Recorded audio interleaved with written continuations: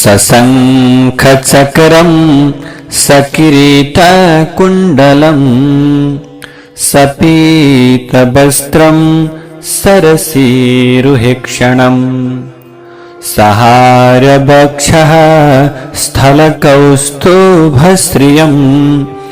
नमामि विष्णुं शिरसा चतुर्भुजम् अशेष संसार विहारहीना मादित्यगं पूर्ण सुखाभिरामम् समस्त साक्षिं तमसः परस्तान् नारायणं विष्णुमहं भजामि नारायणं विष्णुमहं भजामि।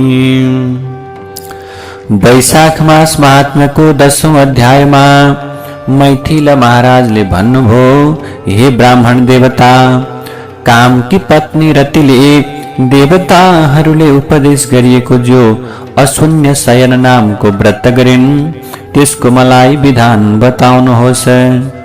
यस व्रतमा के दान गरिन्छ, यसको विधि र विधान के हो, पूजा कसरी गरिन्छ, त्यसको फल के हो, हे पृथ्वीका देवता यो भन्नुहोस्। मलाई यो सुन्ने उत्कट इच्छा भइरहेको छ। यो प्रकारको प्रश्नलाई सुनिसके पछाडि श्रुतदेवले भन्नुभयो, हे राजन, हरिले रमालाई बताउनु भएको साराका सारा पापलाई नाश गर्ने अशून्य शयन नामको व्रत म हजुरलाई बताउँदछु, सुन्नुहोस्। जुन व्रत गर्नाले देवताहरूका अधिपति, लक्ष्मीका स्वामी, जगतका नारायण, जगतका नाथ, सारा पाप समूहलाई नाश गर्ने विष्णु भगवान अत्यन्त प्रसन्न हुनुहुन्छ। हे राजन, जो जन पातक नाश गर्ने यो व्रत नगरेर गृहस्थ जीवन बिताउँदछन् भने गृहस्थ जीवन पनि निष्फल हुन्छ। हे राजन, श्रावण महिनाको शुक्ल पक्षको द्वितीयादेखि यो उत्तम प्रकारको अशून्य शयन नामको व्रतलाई सुरुवात गर्नुपर्दछ। हे राजेन्द्र, चतुर्मासाभरि व्रतीजनले हविष्यको भोजन गरोस्, 4 महिना सकिएपछि व्रतको पारायण गरोस्। हे राजन, यसले कल्याण हुन्छ। हरेक दिन लक्ष्मीले सहित भगवान जगतका पति जनार्दन भगवान विष्णुको पूजा आराधना गर्नुपर्छ। पारायणको दिन 4 प्रकारको खाना बनाउनु पर्छ। बाल बच्चा हुने व्यक्ति ब्राह्मणलाई, दुखी गरिबलाई दक्षिणा दिनु र सुन अथवा चाँदीको सुन्दर भगवान विष्णुको मूर्ति बनाएर उसलाई पीताम्बर वस्त्र पहिराएर राम्रा राम्रा फूलका मालाहरूले सजाएर बास्ना आउने सुन्दर सेता पुष्पहरूले, फूलहरूले भगवान पुरुषोत्तमको विशेष प्रकारले पूजा गर्नुपर्दछ। शय्यादान, वस्त्रदान, ब्राह्मण भोजन, दुखी गरिबहरूलाई भोजन गराउनु पर्दछ। अनि दम्पतिले भोजन गराएर दक्षिणाहरूले पूजा गर्नु पर्दछ। यस्ता किसिमले 4 महिनासम्म भगवान विष्णुको पूजा गरेर पारायण गरिसकेपछि मङ्सिर आदि महिनाहरूमा पहिले झैं भगवान हरिको पूजन गर्नु पर्दछ। यस्तै गरी प्रभु रुक्मिणी सहित राता राता चरण भएका भगवान श्री हरिको ध्यान गर्नु पर्दछ। चैत्र आदि 4 महिनामा पनि यसै गरी भगवान हरिको पूजा गर्नु पर्दछ। यसमा सनन्दन आदि मुनिहरूले चारैतिरबाट हमेशा प्रार्थना गरिने, भूमिका साथमा रहने, हरिलाई के गर्ने, भगवान हरिलाई सम्झेर भक्तिपूर्वक पूजा गर्नु पर्दछ।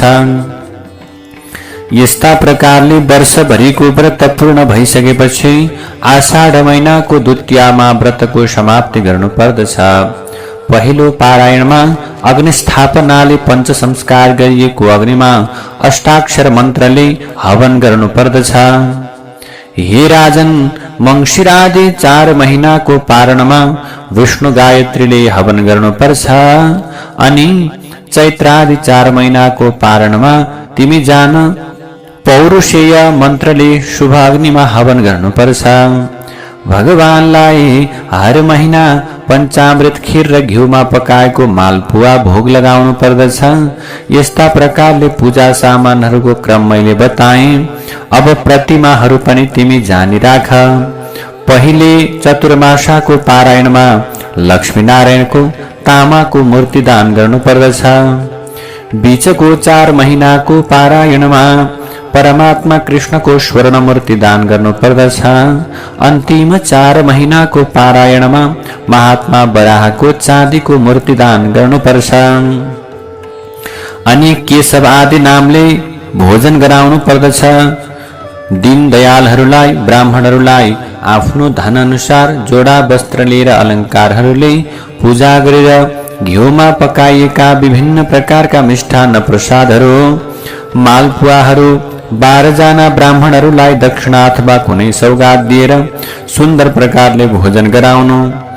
अनि आचार्यलाई पहिले बनाइएका प्रतिमा दान गर्नु र पहिले दान गर्न निश्चय गरिएको शय्यालाई सबै प्रकारको अलङ्कारहरूले सजाएर सुन्दर बनाएर त्यसमा विधिपूर्वक सर्वश्रेष्ठ लक्ष्मीनारायणलाई पूजा गरेर काँसको पात्र र अरू धेरै अपूर्व वस्त्र अलङ्कारहरूले दक्षिणाले पनि युक्त पारेर बालबच्चा हुने आफ्नो आचार विचार नियममा रहने व्यक्तिलाई ब्राह्मणलाई अथवा दुखीलाई दान गर्नु पर्दछ।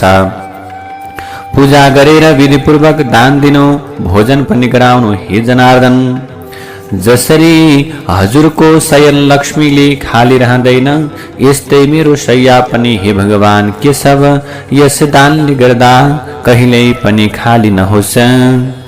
यसरी भगवानको प्रार्थना गरेर आफूले पनि भोजन गर्नु पर्दछ। पुरुषले अथवा राम्ररी अशून्य शयन नाम गरिएको यो व्रत महिला अथवा पुरुषले उत्तम यो प्रकारको व्रत गर्नु पर्दछ। हे राजाहरूमा श्रेष्ठ राजा, यसरी मैले तिमीलाई विस्तार पूर्वक व्रतको विधि बताएँ। जगतका नाथ भगवान खुसी हुनुभयो भने नाना प्रकारका कल्याणहरू हुन्छन्। ती देवताहरूका पनि मालिक खुसी भएका देवताहरूका पनि दुर्लभ मनोरथहरू पूर्ण हुन्छन्। भगवान खुसी हुनुभयो भने अतः सकभर प्रयत्न गरेर यो व्रत अवश्य पनि गर्नु पर्दछ। विशेष गरेर भगवान विष्णुको त्यो परम पदमा पुग्न चाहनेहरूले त यो व्रत नगरी हुँदैन। यस्ता प्रकार मैले तिमीलाई यस व्रतको गर्ने विधि र फल सबै बताएँ। अब के सुन्न चाहन्छौ? श्रुतदेवले यस्ता प्रकारले सोधिएका राजर्षि मैथिलले फेरि पनि ती मुनिलाई प्रश्न गर्दछन्। हे ब्राह्मण, वैशाख महिनामा छत्रदानको छातादानको महिमा विस्तार पूर्वक बताइदिनुहोस्। वैशाख महिनामा गर्न बताइएका कल्याणकारी कुराहरू सुनेर पनि मेरो अरू सुन्न इच्छा तृप्त भएको छैन। यस्ता प्रकारको तिनको कृतिकारी पुण्य बढाउने कुरालाई सुनेर ती भाग्यमानीलाई ठूला कृतिवाला श्रुतदेवले भन्नुभयो। श्रुतदेवले भन्नुहुन्छ, वैशाखे धर्म तप्तानां मानवानां महात्मनां ये कुर्वन्त्यातपत्राणां तेषां पुण्यमनन्तकम्। वैशाख महिनामा धूपले तातेका व्यक्तिहरूलाई, मनुष्यहरूलाई, महात्माहरूलाई जो छाता र छत्री आदिको दान गर्दछन् भने तिनीहरूलाई ठूलो पुण्य हुन्छ। यस विषयमा म अत्यन्त पुरानो इतिहास उदाहरण स्वरूप बताउँदछु, ध्यानपूर्वक सुन। वैशाख महिनाको धर्मलाई लक्ष्य गरेर पहिले सत्ययुगमा यो इतिहास बनेको थियो। उहिले बंगाल देशमा हेमकान्त भन्ने नामले विख्यात भएको कुशकेतुको छोरा जो राजा शस्त्रधारीहरूमा श्रेष्ठ र बुद्धिमान अत्यन्त सुन्दर थिए, एकपल्ट शिकारमा आसक्त भएका उनी जंगलमा प्रवेश गरे। त्यसै जंगलमा धेरै प्रकारका मृगहरूलाई र बँदेलहरूलाई मारेर थकाइले पलस्त भएको मध्याह्न समयमा मुनिहरूको आश्रमतर्फ गयो। त्यसै बेलामा सतर्ची नामका ऋषिहरू व्रतमा तल्लीन भएर समाधि लगाई राखेका थिए। यसै कारण ती बाहिरी जगतका कार्यहरू केही पनि जान्दैन थिए। आफू आउँदा पनि निश्चल रहेका ती ब्राह्मणहरूलाई देखेर क्रोधिएको उसले मार्ने मन गर्यो। तब ऋषिका 10,000 शिष्यहरूले राजालाई रोके। अरे दुर्बुद्धि, हाम्रो कुरा सुन। समाधिमा रहेका गुरुहरू बाहिरी कार्यहरू केही पनि जान्दैनन्, त्यसैले क्रोध नगर। तब क्रोधले घडबडाएर, त्यसो भए हे ब्राह्मण केटा हो, हिँडाइले थाकेको मेरो अतिथि सत्कार तिमीहरू नै गर। यस्तो प्रकारको कुरा शिष्यहरूलाई बतायो। तब यसरी राजाले भनिएका शिष्यहरूले भिक्षा मागेर खाने हामीहरूले गुरुहरूको आज्ञा नपाइकन हे राजन कसरी आतिथ्य गर्ने भनेर राजालाई सुन्दर प्रकारको प्रसङ्ग सुनाए। गुरुहरूको अधीनमा रहने हामीहरू आफ्नै मनले अतिथि सत्कार गर्न सक्दैनौं। ऋषिका शिष्यहरूबाट यस्तो उत्तर पाएको उस राजाले तिनीहरूलाई मार्नका निम्ति धनु लियो। पशु चोर डाकाको भयहरूबाट अनेक प्रकार मैले रक्षा गरिएका, मैले दिएका दान लिने यी मेरै भरोसामा बाँचेका छन्। यी कृतज्ञ अभिमानीहरूलाई के गर्दछन्? यिनीहरूले मलाई नै जान्दैनन्। यस्ता यी आततायीहरूलाई लुक्न नदिई ती 100 ऋषिहरूका शिष्यलाई के भयो? शिष्यहरूलाई मारिदिए। अरू सबै शिष्यहरू डरले तुरन्तै आश्रम छाडेर तिनीहरूलाई लुक्न नदिई 300 ऋषि शिष्यहरूलाई मारिदियो। अरू सबै शिष्यहरू डरले तुरन्त आश्रम छाडेर त्यहाँबाट भागे। शिष्यहरू बेपत्ता भइसकेपछि आश्रममा राखेका सामग्रीहरू राजाबाटै आज्ञा पाएका पाप बुद्धि भएका सेनाहरूले तुरुन्तै जबरजस्ती त्यहाँबाट लुटे र पेटभर भोजन गरे। तब साँझ परिसके पछाडि सेनाहरूले अत्यन्त घेरिए। अब राजा आफ्नो शहरमा आइसके पछाडि तब कुशकेतुले छोराको खराब कुरालाई सुनेर आफ्नो छोराको निन्दा गर्दै शहरबाट निकालिदिए। हे राजन, क्षमाहीन हुनाले शासन गर्न अयोग्य उसलाई आफ्नो देशैबाट निकालिदिए। त्यसरी बाबुले त्यागिएको राजा हेमकान्त अत्यन्त विह्वल हुँदै हुँदै घना प्रकारको जंगलमा पस्यो र हत्या गर्नाले अथवा खराब प्रकारको काम गरेको हुनाले अत्यन्त पीडित भयो। त्यस निर्जन त्यो जंगलमा धेरै कालसम्म उसको बसाइ भयो। व्याधाको काम गरेर भोजन चलाउँथ्यो। हत्याको कारण भागी भागी भट्कने उसले कहीं पनि सुन्दर प्रकारले आनन्दको प्राप्त गर्न सकेन। यस्तै प्रकारले 88 वर्ष त्यस दुष्टका बिते। यस्तैमा तीर्थयात्रा गर्न हिँडेका त्रित नामका महामुनि वैशाख महिनामा घाम टाउको माथि भएको बेलामा त्यसै जंगलमा हिँड्दा घामले छटपटाएर प्यासले व्याकुल भएर छायादार रुख नभएको कुनै ठाउँमा मूर्छा परेर पछारिए। दैव संयोगले हेमकान्तले ती त्रित महामुनिलाई देखेर प्यासले अत्यन्त आकुल भएका मूर्छा परेका थाकेका उनलाई उस अधम राजाले के गर्यो? दया गर्यो। पलासका स्याउलाहरूले हम्केर घामको प्रखर किरणलाई छेकेर मुनिको शिरमा सुमसुमाएर अनि आफ्नो पात्रमा रहेको पानी पनि उसले के गर्यो? पिलाइदियो। त्यस बेला सेवाले के भए? त्यो प्रकारको सुन्दर सेवाले ती बेहोस भएका आकुल व्याकुल भएका मुनि पुनः उठ्न थाले। तब टन्टलापुर घामको राप थकाई प्यासको पीडा हटेका ती मुनिले राजाले दिएको त्यो छाता लिएर केही स्वस्थ भएका उनी विस्तारै विस्तारै कुनै गाउँतर्फ पुगे। ब्राह्मणलाई ओत गरेर छाता दिएको त्यसै पुण्यका प्रभावले उसका विभिन्न प्रकारका पापहरू नाश भए। तब महारथी हेमकान्त अत्यन्त आश्चर्यचकित भए। अहो, मेरा पापहरू कसरी नाश भए? असाध्यै दुःख पाएका मेरा यी विभिन्न प्रकारका खराब पापहरूलाई कसले र कसरी हटायो? कुन कारणले कहाँ गए? यस्ता प्रकारले ब्रह्महत्या छुट्नको कारण सोच्न लागे। राजा यसरी सोचिरहेका थिए कि उसै बेला यमराजका दूतहरू वहाँ आइपुगे। यी महात्मा हेमकान्तलाई लिन आएका तिनीहरू वनमा बसे अनि ती महात्माको प्राण हर्नका लागि उनले संग्रहणी रोग उत्पन्न गरे। तब प्राण निस्किन दुःख पाएको उसले तीनवटा पुरुषलाई देख्यो। ती देख्दैमा डर लाग्दा अत्यन्त ठाडा ठाडा केश भएका महाभयंकर यमराजका दूतहरू थिए।